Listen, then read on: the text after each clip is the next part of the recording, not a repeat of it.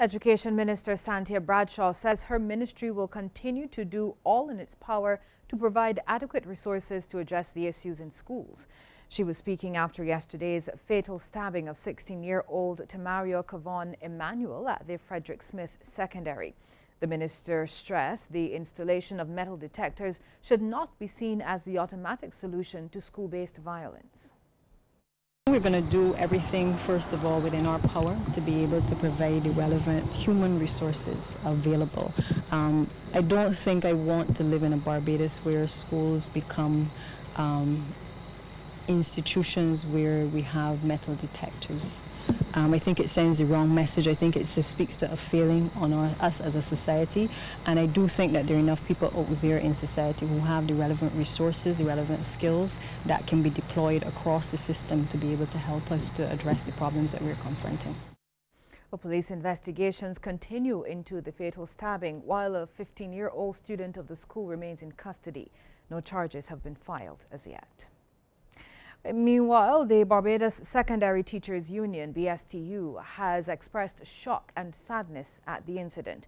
President Mary Ann Redmond says her union has for years spoken out against violence and failure to act. Over the years, our warnings have largely been ignored and even often criticized by those in a position to act. Yesterday's event must reinforce the need for all involved to stop denying our reality. The time has come for us to stop burying our heads in the sand. It must underscore the immediate imperative of all stakeholders in our children's education and socialization to engage in a collaborative approach and a plan of action to ensure that there are no barriers to appropriate interventions. Appropriate interventions that are needed to address our most at-risk students.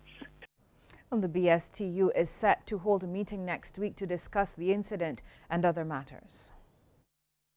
We're seeking to hold a meeting of our general membership on Tuesday. We will announce the time and place, and we at that meeting will offer support to all of our members because many of them have been traumatized and deeply affected by what transpired yesterday.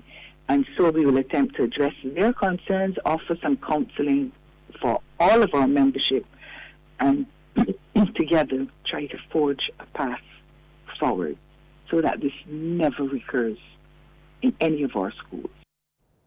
And we'll be right back.